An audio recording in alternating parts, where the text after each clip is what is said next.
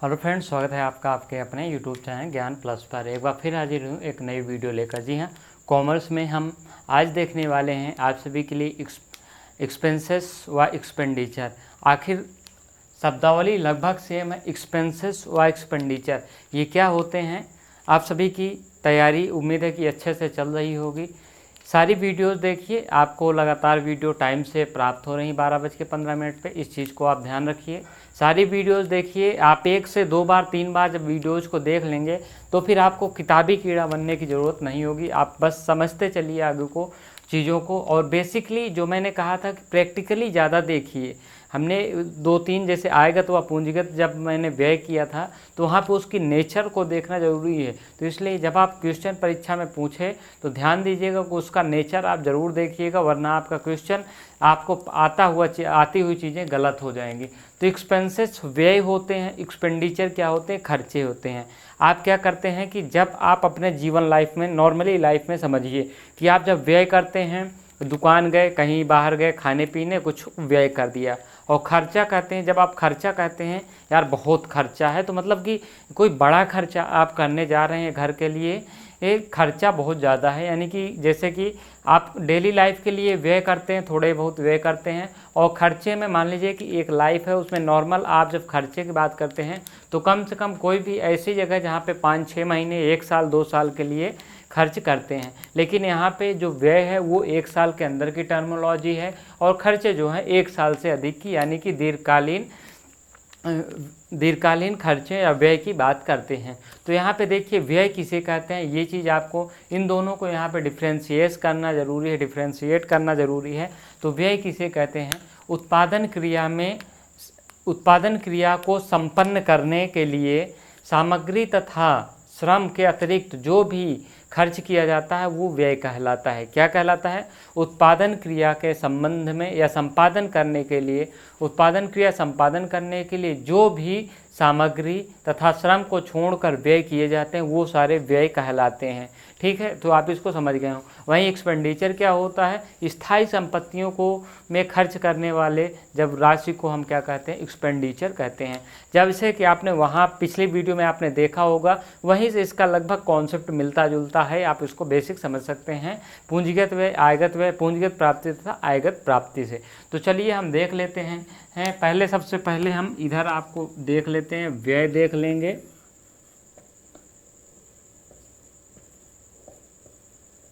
जिसे कि आप अंग्रेजी में एक्सपेंसेस कहते हैं।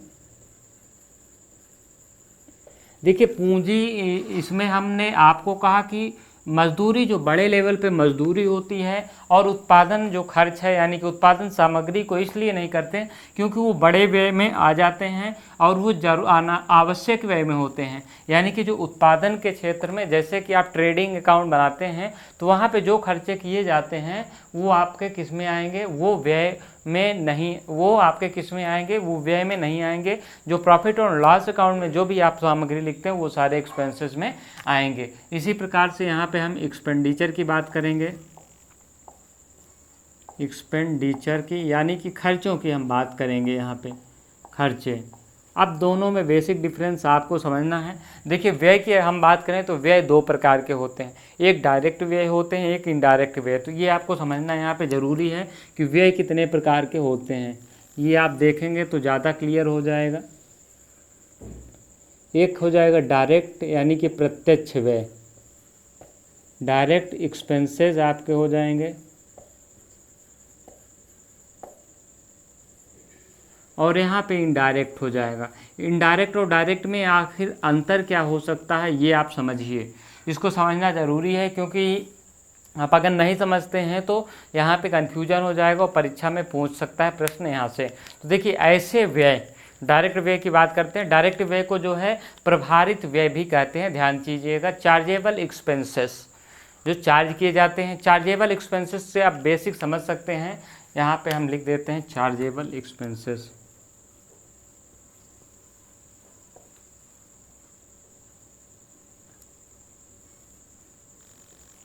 Chargeable expenses. चार्जेबल का हिंदी क्या होती है? भारित होती है।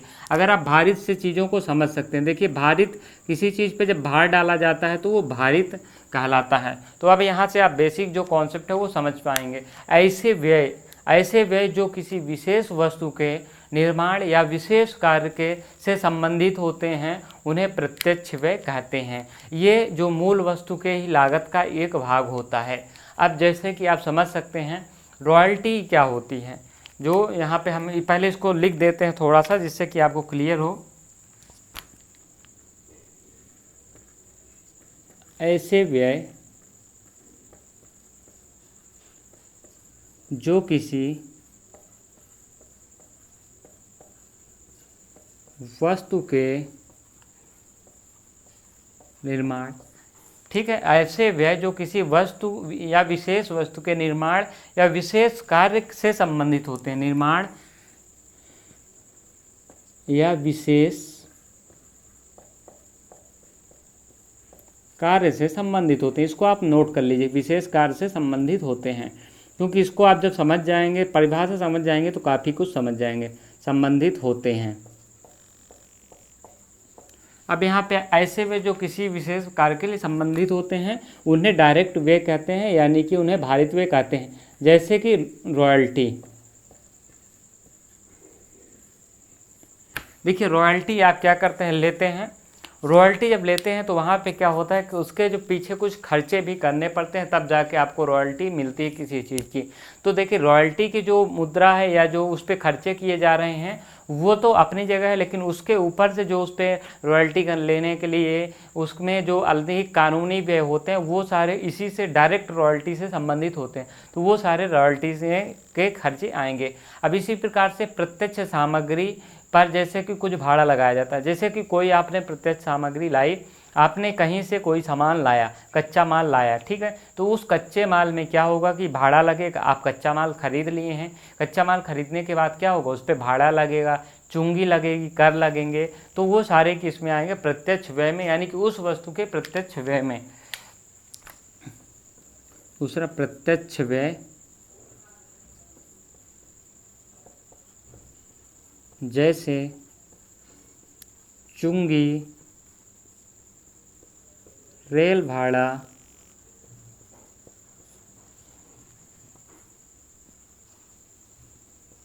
आदि।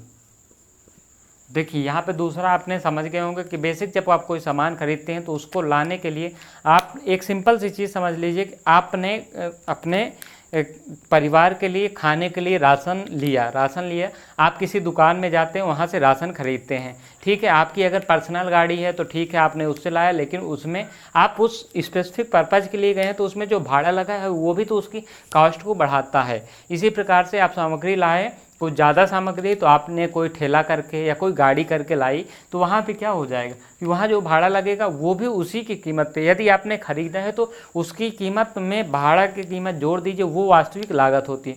व्यापारी इसी प्रकार से करते हैं। आप किसान से वो माल लेते हैं, शहर में जाके वही सेम चीज़ एकदम, गेहूँ अगर आप गांव में ख़रीदते हैं, मान लीजिए कि 20 रुपये केजी आप ख़रीदते हैं, और शहर में जाके वही गेहूँ आप ठीक है 23 या 24 या 25 में पाएंगे। तो उसका क्या है कि गांव से शहर तक ले जाने में ट्रांसपोर्टेशन चार्ज लगेगा। उसके बाद उसमें क्या होता है, ट्रांसपोर्टेशन चार्ज के बाद उसका बेनिफिट छोड़ दीजिए, अगर ट्रांसपोर्टेशन चार्ज भी जोड़िए तो कुछ तो होगा। तो इसी प्रकार से वो प्रत्यक्ष व्यय यानी कि उसी की लागत में जुड़ेगा। अब विशेष कार्य के लिए, जैसे कोई मशीन आपने विशेष कार्य के लिए मंगाया, तो वो क्या हो जाएगा, कुछ काम है आपके फैक्ट्री में या कंपनी में, उसके लिए कोई विशेष आपने मशीन मंगवाई, उसका जो भाड़ा लगेगा, उसका संचालन व्यय, जैसे इंजीनियर आएगा उस मशीन को संचालित करने के लिए, ऑपरेट करने के लिए ऑपरेटर आएगा। तो इन सारी चीज़ों में जो खर्चे आएंगे ये सारे किस में आएंगे? डायरेक्ट एक्सपेंसेस में। आप चीज़ों को समझिए। अब जैसे डिजाइन नक्शे, जब आप डिजाइन किसी व्यवसाय का डिजाइन बनवाते हैं, नक्शे बनाते हैं, उसमें इन दोनों के डिजाइन नक्शे के और इंजीनियर्स के जो सारे शुल्क होते हैं वो भी इसी के थ्रू आते हैं, डायरेक्ट एक्सपेंसेस के थ्रू। तो ये आपको समझना होगा। यहाँ पे हमने तीसरा बता देते हैं,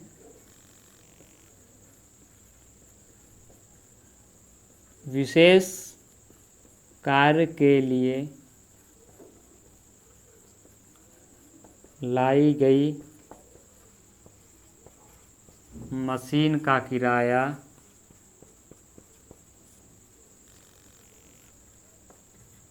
ऑपरेटर चार्ज आदि।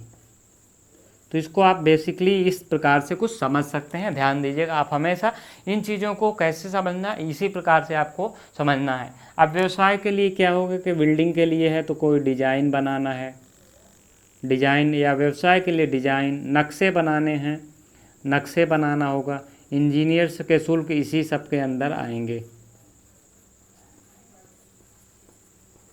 तो किसी वस्तु के उत्पादन के लिए उसमें जो प्रत्यक्ष या अप्रत्यक्ष रूप से खर्च किए जाते हैं, या किसी वस्तु में जो खर्च किए जाते हैं डायरेक्टली या इनडायरेक्टली, वो भारित व्यय में आएंगे, यानी कि चार्जेबल में आएंगे। इस चीज़ को आपको ध्यान रखना है। ये हमेशा, अभी हम इसकी विशेषताएं देख लेंगे, व्यय की विशेषताएं देखेंगे, फिर हम देखेंगे कि एक्सपेंडिचर क्या होते हैं। पहले इनडायरेक्ट भी हम देख लेते हैं। ऐसे व्यय जो किसी विशेष वस्तु अथवा उप कार्य से संबंधित ना होकर, उस कार्य से संबंधित ना होकर संपूर्ण उत्पादन से संबंधित होते हैं। व्यवसाय में आपने स्टाफ रखा है, स्टाफ को आप वेतन देते हैं। स्टाफ जरूरी नहीं कि कोई जो उत्पादन हो रहा है सिर्फ उसी का काम देख रहा हो, उसके अलावा जो कमीशंस है, सेल्स हैं, इन सारी चीज़ों, कई डिपार्टमेंट्स होते हैं, मशीनरी डिपार्टमेंट होते हैं, वो सारे, उन सारे कार्यों के लिए आप क्या करते हैं, वेतन सभी को देते हैं। तो ये क्या हो जाएगा, तो इसी प्रकार से देखिए इनडायरेक्ट को हम यहाँ पे शो कर देते हैं। यहाँ पे देख लीजिए, अभी इसको हम रफ कर देंगे अभी यहाँ पे, क्योंकि एक्सपेंडिचर आप जब देखेंगे तो उसके लिए हमें रफ करना पड़ेगा, इसको क्लीन करना पड़ेगा। तो इनडायरेक्ट में हमने क्या, ऐसे व्यय जो किसी विशेष वस्तु अथवा उपकार से संबंधित ना होकर संपूर्ण उत्पादन से होते हैं। ऐसे व्यय जो किसी विशेष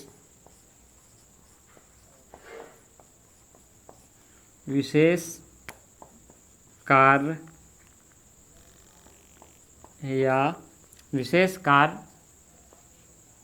या निर्माण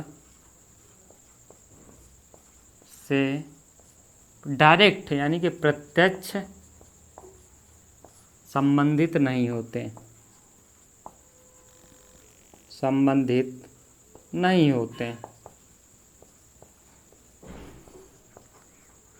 नहीं होते हैं, उन्हें क्या कहते हैं, इनडायरेक्ट एक्सपेंसेस कहते हैं। तो आप यहाँ पे समझ गए होंगे, इन व्ययों, ऐसे व्यय जो किसी विशेष कार्य या निर्माण से प्रत्यक्ष रूप से संबंधित नहीं होते हैं, वो क्या कहलाते हैं, इनडायरेक्ट एक्सपेंसेस होते हैं। अब जैसे इन व्ययों को संपूर्ण उत्पादन एवं सभी व्ययों पर किसी उचित आधार पे वितरित किया जाता है। अब ये जो व्यय होते हैं उनको उचित आधार पे क्या किया जाता है, वितरित किया जाता है। इन व्ययों को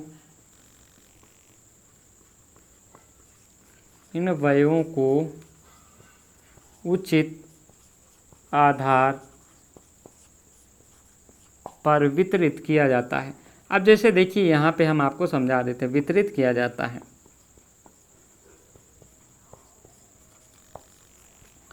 अब देखिए यहाँ पे कोई एक कंपनी है जो कि क्या करती है, आयरन की जो है प्रोडक्शन करती है, आयरन के प्रोडक्शन करता है, या कोई केमिकल फैक्ट्री है मान लीजिए, वहाँ पे केमिकल्स बनते हैं, केमिकल से दवाएं भी बनती हैं, और केमिकल से बहुत चीज़ें प्रोडक्ट बनते हैं, केमिकल विभिन्न फैक्ट्रियों में भी जाता है। तो उस उत्पाद के कई सह उत्पाद होते हैं। तो वहाँ पे क्या होता है कि अब सह उत्पाद होते हैं किसी एक उत्पाद के लिए। केमिकल फैक्ट्री में बहुत सारी चीज़ें बनती हैं, आपको यहाँ पे ध्यान देना होगा। और मान लीजिए कि अब यहाँ पे केमिकल फैक्ट्री में बहुत सारी चीज़ों का उत्पाद होता है, तो उनका क्या होगा कि अगर कंपनी देखे तो किसी चीज़ को, जो मान लीजिए कि उसमें कुछ दवाओं का उत्पादन हो रहा है, तो दवाओं का उत्पादन हो रहा है, उसके अलावा केमिकल्स का उत्पादन हो रहा है, उसके अलावा जो मान लीजिए कि कुछ और चीज़ों का उत्पादन हो रहा है वहाँ पे, तो उसमें क्या होगा कि आप जो अब जैसे दवा से संबंधित जो डायरेक्टली व्यय किए जाएंगे इसमें आएंगे,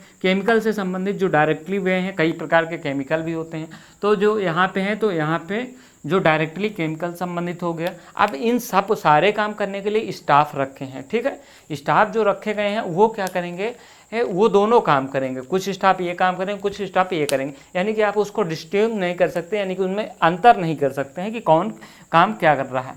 तो इसको क्या करने के लिए यहाँ पे देखिए, अब इन दोनों में देखिए डायरेक्ट में तो इन दोनों के एक्सपेंसेस अलग अलग जुड़ जाएंगे, लेकिन अब क्या हो जाएगा जब इनडायरेक्टली सारे स्टाफ इन दोनों कामों में लगे हैं तो उनमें क्या करेगा। अब बिल्डिंग है, बिल्डिंग के अंदर दोनों चीज़ें बन रही तो उसका किराया आपका किसके आएगा, बिजली का बिल आता है, तो उसको दोनों को डिस्टिंक्ट करना, अंतर करना जो है एग्जैक्टली पॉसिबल नहीं होता है। तो उनमें क्या किया जाता है कि उचित आधार पे, जो कंपनी की स्थिति के आधार पे किस में ज़्यादा आय हो रही है उसी आधार पे क्या होता है कि उनको बांट दिया जाता है। तो इस प्रकार से आप इसको समझ गए। जैसे कि वेतन हो गया, किराया हो गया, ठीक है, वेतन, किराया, और यहाँ पे अन्य जैसे बिजली हो गया, बिजली इलेक्ट्रिसिटी हो गई, तो ये सारी चीज़ें किस में आएंगी, ये इनडायरेक्ट एक्सपेंडिचर में आएंगी। अब इन दोनों को आप समझ गए होंगे क्या है, चीज़ों को कैसे आप समझ सकते हैं डायरेक्ट इनडायरेक्ट एक्सपेंसेस को। अब हम चलते हैं इनकी विशेषताओं के साथ साथ हम एक्सपेंडिचर को साथ साथ चलेंगे। इनको हम रफ कर रहे हैं इनडायरेक्ट एक्सपेंसेस को, क्योंकि हमारे पास जो है स्पेस का अभाव है यहाँ पे, तो इसको हम रफ कर दे रहे हैं। आप इसको चाहे तो शॉर्ट ले लीजिएगा स्क्रीनशॉट, चाहे आप इसको नोट कर लीजिएगा। तो यहाँ पे आप देखें यहाँ पे एक्सपेंडिचर की अब हम बात करेंगे। एक्सपेंडिचर क्या होते हैं। एक्सपेंडिचर आपको, ये खर्चे स्थायी होते हैं तथा ये कई वर्षों में खर्च किए जाते हैं। ये चीज़ आपको यहाँ पे ध्यान देना होगा कि ये खर्चे क्या होते हैं कि इनडायरेक्ट होते हैं, इनको कई सालों में एक बार खर्च किया जाता है। अब जैसे कि क्या किया जाता है, यहाँ पे हम इसको देख लेते हैं कि ये खर्च स्थायी होते हैं।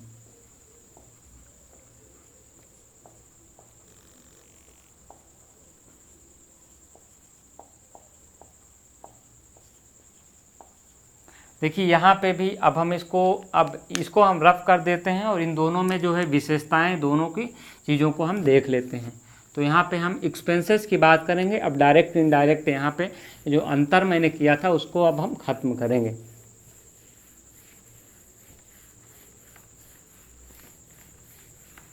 तो ये देखिए, ये खर्चे स्थायी होते हैं, ये क्या होते हैं, ये अस्थायी होते हैं।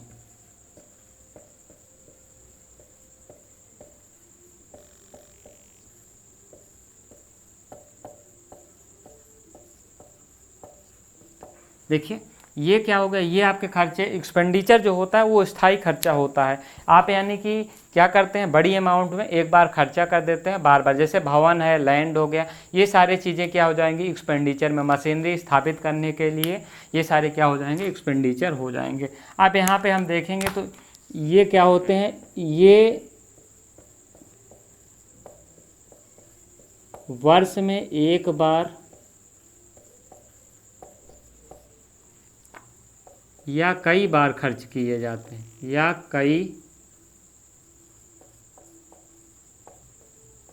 कई बार खर्च किए जाते हैं।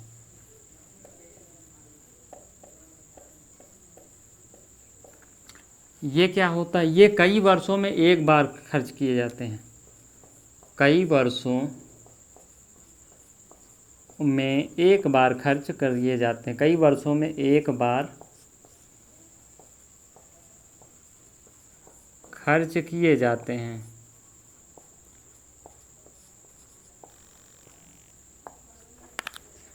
इसमें क्या होगा,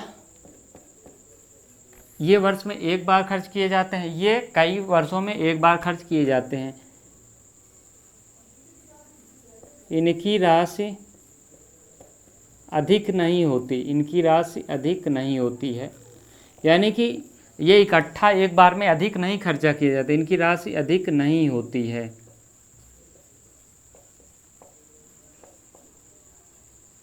इनकी क्या हो जाएगी, इनकी राशि बहुत बड़ी होती है,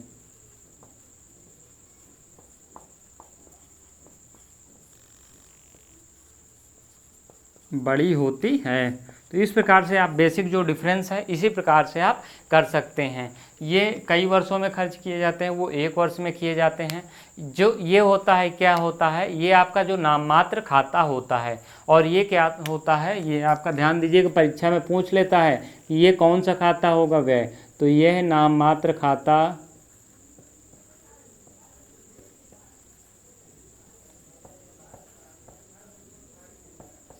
होता है।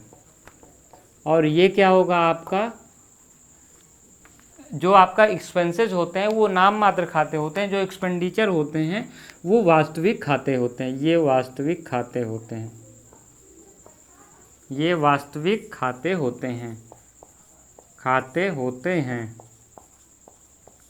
तो ये बेसिक जो डिफरेंस है आप यहाँ पे समझ सकते हैं। इनकी अगर हम बात करते हैं तो यहाँ पे आप देख सकते हैं चीज़ों को कि ये नाम मात्र होते हैं, ये वास्तविक खाते होते हैं। अगर हम पांचवा देखते हैं तो यह लाभ हानि खाते में प्रदर्शित करते हैं, या इसे लाभ हानि खाते में प्रदर्शित करते हैं।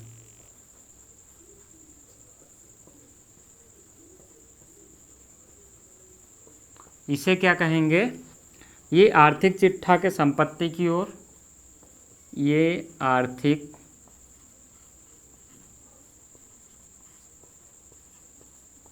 चिट्ठे में संपत्ति की ओर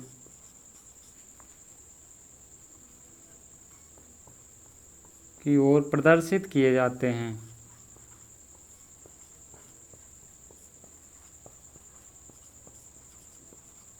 बेसिकली अब आपको डिफरेंसेस यहाँ से समझ में आ रहे होंगे कि क्या डिफरेंस होता है एक्सपेंसेस और एक्सपेंडिचर में। ये क्या होते हैं, व्यापार के जो है लाभ सृजन में होते हैं, ये आय उपार्जन में वृद्धि करते हैं। ये व्यापार में लाभ सृजन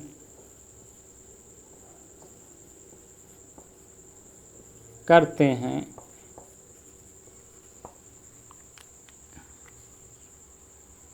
इसका क्या हो जाएगा, देखिए एक्सपेंसेस क्या होते हैं, व्यापार में लाभ सृजन करते हैं। लाभ सृजन का मतलब जब आप डेली काम करेंगे, सारी चीज़ें व्यवस्थित रूप से करेंगे, डेली एक्सपेंसेस करेंगे, तो व्यापार को जो लाभ हो रहा है वो लाभ होता रहेगा। और इसी प्रकार से जब आप अधिक संपत्ति बढ़ाएंगे, अधिक इंफ्रास्ट्रक्चर बढ़ाएंगे, तो ये पूरी लाभ बढ़ाने की शक्ति देता है। यही कहते हैं कि आय उपार्जन की शक्ति बढ़ाता है। तो ये जो होगा, ये अगर जिस पर्टिकुलर ईयर में आप अधिक खर्चा करेंगे वो आपका अधिक लाभ दे देगा। लेकिन जब आप इसको बढ़ाएंगे, अधिक इंफ्रास्ट्रक्चर बढ़ाएंगे, तो वो आगे आने वाले वर्षों के लिए क्या होगा, अधिक लाभ होगा, यानी कि अधिक आय उपार्जन की शक्ति, यह आय उपार्जन की शक्ति को बढ़ाता है।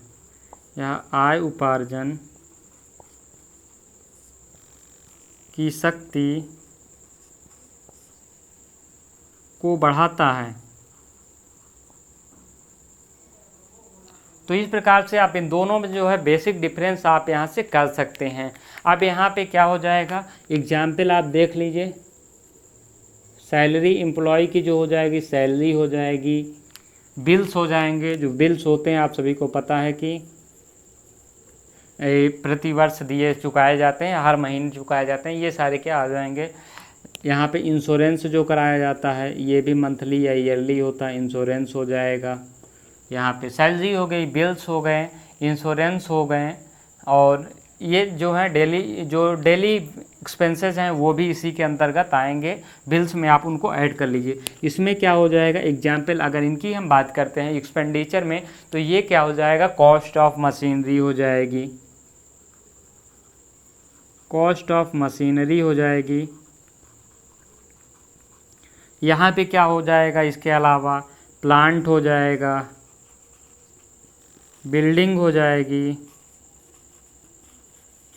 लैंड में आप जो खर्चा करेंगे, तो ये सारे खर्चे कहाँ से आ जाएंगे, एक्सपेंडिचर में। हमने पहले बताया था कि जो लॉन्ग टर्म खर्चे हैं, जो एक बार खर्चे किए, जिसे पूंजीगत आप व्यय कह सकते हैं, इसे आप, ये पूंजीगत व्यय होते हैं। और ये क्या होते हैं कि ये जो है आयगत व्यय होते हैं, यानी कि जो आय कमाने के लिए डेली जो इनकम होती है, इनकम जो कमाने के लिए वो ये व्यय किए जाते हैं। एक्सपेंसेस आपको ध्यान रखना है कि एक साल के अंदर होते हैं, और एक्सपेंडिचर आपके बड़े मात्रा में होते हैं। इन दोनों का जब आप अंतर निकाल लेंगे तो आपको सारी चीज़ें क्लियर हो जाएंगी।